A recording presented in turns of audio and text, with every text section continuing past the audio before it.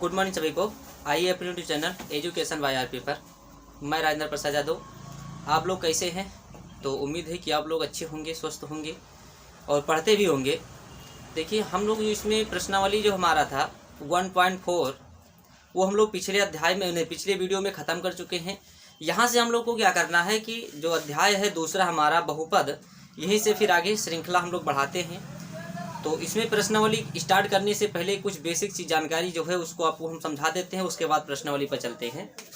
तो देखिए, इसमें बहुपद है तो सबसे पहले हम लोग क्या समझेंगे कि बहुपद मतलब ये थोड़ा एडवांस दिया है। तो अगर हम चाहें तो पहले ये समझ लें कि एक पद क्या होता है, दो पद क्या होता है, फिर बहुपद क्या होता है ना।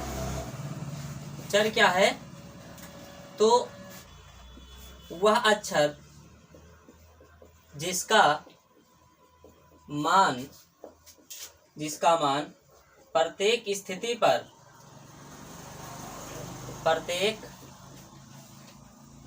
पर बदलता रहे उसे क्या कहते हैं? उसे चर कहते हैं। उसे चर कहते हैं। जैसे अब चर के अंतर्गत कौन कौन आएगा? तो जिसे मान के चलो कि ज्यादातर हम लोग अंग्रेजी के वर्डों को यूज करते हैं। ए से लेकर जेड तक इस 26 में से कुछ भी हो सकता है चर। ठीक है, इस 26 में से कुछ भी हो सकता है चर। अचर की बात यह है कि अचर क्या होता है? तो वह अक्षर या अंक जिसका मान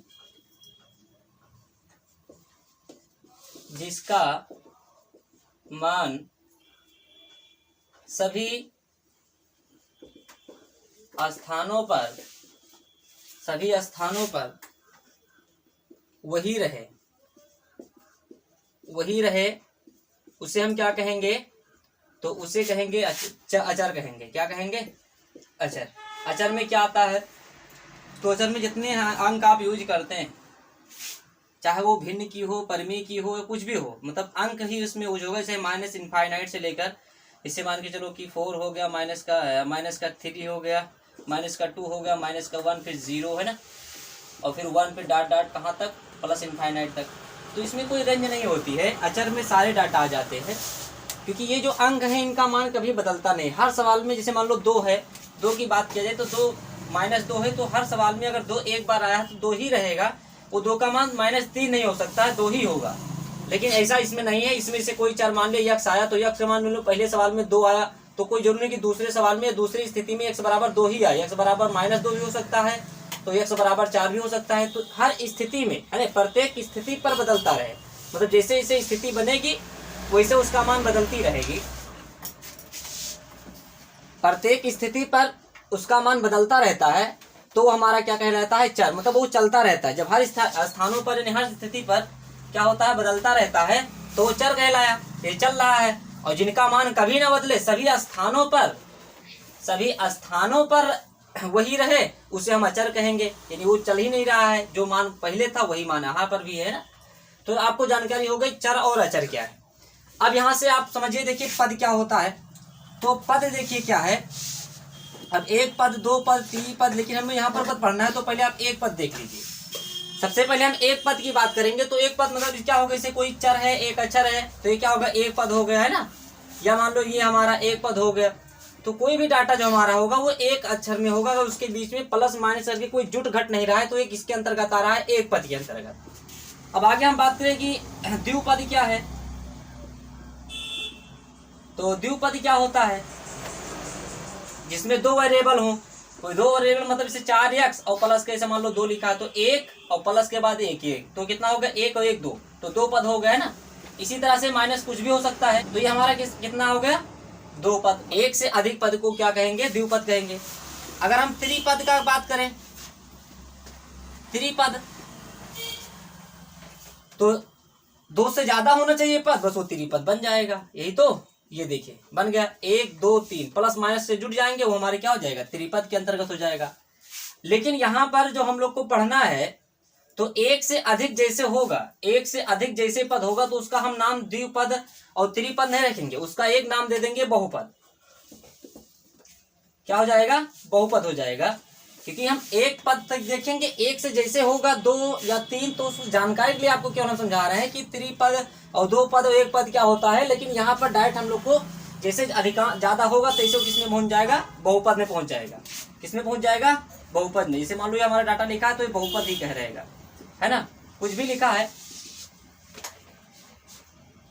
तो ये हमारा क्या हो जाएगा, बहुपद हो जाएगा। अब आपको बहुपद तो जानकारी हो गई कि एक से अधिक पद को हम क्या कहेंगे, सीधा एक भाषा में बहुपद, जो हमें इस अध्याय में हम लोग को पढ़ना है। अब देखिए जो बहुपद होता है वो कुछ इसकी घातें होती हैं। अब बहुपद की घात क्या होती है, तो बहुपद की घात, देखिए बहुपद की घात क्या होती है, तो बहुपद में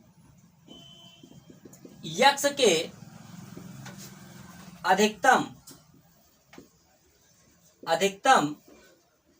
घात को बहुपद का घात कहते हैं, बहुपद का घात कहते हैं। जिसे मान के चलो कि हमारा लिखा है क्या, 4x लिखा है प्लस का 2 लिखा है, तो यहां पर x की अधिकतम घात कितनी है, 1 है। कितनी है, 1 है। तो ये बहुपद कैसा बहुपद कहलाएगा, 1 है, तो 1 वाले को हम कहते हैं रेखीय बहुपद। रैखिक बहुपद कहते हैं। एक अधिकतम घात 1 अगर हो तो उसे हम क्या कहेंगे, रैखिक बहुपद। ठीक है। अगर मान के चलो कि 1 से ज्यादा हो जाए, 1 से ज्यादा होगा तो इसका नाम क्या हो जाएगा, तो इसका नाम हमारा बन जाएगा, देखिए अधिकतम घात कितना होगा, 2 हो गया, तो इसे हम कहेंगे द्विघात बहुपद। द्विघात बहुपद क्या कहलाएंगे, द्विघात बहुपद कहलाएंगे। अगर इससे ज्यादा हो, अगर मान लो 3 अधिकतम पावर हो जाएगा, है ना, तो क्या कहलाएगा, त्रिघात बहुपद कहलाएगा। तो ये कैसा कहलाएगा, ये त्रिघात बहुपद। तो अधिकतम पावर कितना है, 3 है यक्ष का, जो अधिकतम पावर होगा वही उसका पावर से नाम लेकर हम पुकारेंगे। तो कितना अधिकतम घात कितना है, यक्ष की 3 है, तो इसे कहेंगे त्रिघात बहुपद। क्या कहेंगे, त्रिघात बहुपद, त्रिघात बहुपद। तो उम्मीद है कि आपको ये जानकारी समझ में आई है। देखिए इसको, ये बेसिक थी। अब हम लोग इसके प्रश्नावली पर चलते हैं। प्रश्नावली हमारा वो 2.1, इसमें सवाल क्या कह रहा है, पहला नंबर सवाल ये कह रहा है कि किसी बहुपद px के लिए y बराबर px का ग्राफ नीचे दिया गया है। ये हमारा ग्राफ है, 6 ग्राफ है दिया है। प्रत्येक स्थिति में px के शून्यकों की संख्या ज्ञात कीजिए। तो देखिए जो हमारा ये ग्राफ है, इसमें हमें शून्य की संख्या ज्ञात करनी है। तो शून्य की संख्या में क्या है कि जिसे वहां पर y बराबर हमको दिया है px, तो यक्ष की हमें शून्य निकालनी है। किसकी निकालनी है, x की शून्य। तो अगर हमें यक्ष का शून्य निकालना है तो ध्यान रखना कि इस ग्राफ में, मतलब सब 6 ग्राफ है, यक्ष अक्ष वाले को कोई अन्य रेखा आकर जितनी बार उसको काटेगा, उसके उतने शून्य तैयार होंगे। पहला नंबर सवाल में देखिए क्या इसमें अन्य रेखा यही तो है, ये एक्स अक्ष को काट रहा है, कहीं पर नहीं काट रहा है, क्योंकि ये तो काट रहा है वाई अक्ष को।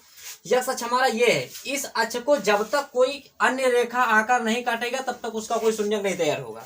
तो इसमें है काट रहा है नहीं, तो इसका शून्य क्या है, तो यहाँ पर हो जाएगा 0। इन्हीं लिखा है 0 शून्य है। पहला नंबर सवाल में क्या है, 0 शून्य है। सवाल नंबर दूसरे में आइए।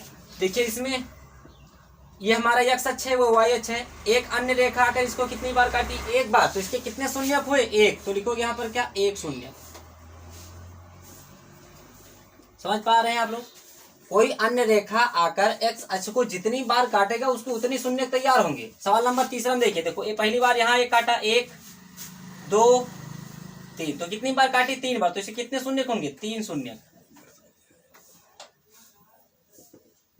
3 शून्य। इसमें आया देखिए सवाल नंबर चौथा में, तो देखिए एक बार ये काट रहा है 1 और फिर एक यहाँ काट रहा है 2, तो कितने शून्य हुए, 2 शून्य। 2 शून्य। उसके बाद में देखिए इस वाले में देखिए, तो यक्ष को कितनी बार काट रहा है, 1 2 3 4, तो कितने शून्य, 4 शून्य। 4 शून्य।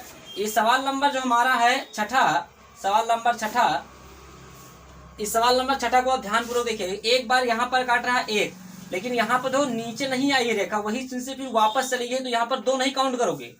जिसे एक यहाँ पर है जिसे सीधे काट दिया एक तो ये बन गया, लेकिन अगर रेखा थोड़ा नीचे होकर आता तो 2 बार काटता। जिसे यहाँ पर देखिए ये 2 बार से थोड़ा नीचे आ गया तो 2 बार इसको काटा है, लेकिन यहाँ पर देखो वही ठीक से फिर टच करके वापस चली गई है। तो एक और एक यहाँ पर 2 और फिर यहाँ नहीं गिना जाएगा। फिर यहाँ देखिए फिर वही टच करके वापस चली गई है, तो 3 हुआ, 1 2 3, तो कितने शून्य, 3 शून्य, कितने शून्य, 3 शून्य। ये 2.1 में इतने ही सवाल केवल थे और अन्य सवाल है नहीं। तो इस तरह से हमारा जो प्रश्नावली है 2.1 समाप्त हुआ, 2.1 समाप्त हुआ। तो उम्मीद है कि आपको ये सारे सवाल समझ में आए हैं। अगर समझ में आ गए हैं, अगर आपको वीडियो अच्छी आई है तो वीडियो को लाइक कर दीजिए। चैनल पर पहली बार है तो चैनल को क्या कर दीजिए, सब्सक्राइब कर लीजिए। मिलते हैं नेक्स्ट प्रश्नावली, अगला प्रश्नावली अगले वीडियो में। और दूसरी बात कि आपको मेहनत करके इसको पढ़ते रहना है, ताकि अच्छा परीक्षा में तभी कर पाओगे जब आप अच्छे से पढ़ोगे, है ना। तो स्वस्थ रहिए, मस्त रहिए और पढ़ते रहिए। मिलते हैं नेक्स्ट वीडियो में। जय हिंद, जय भारत।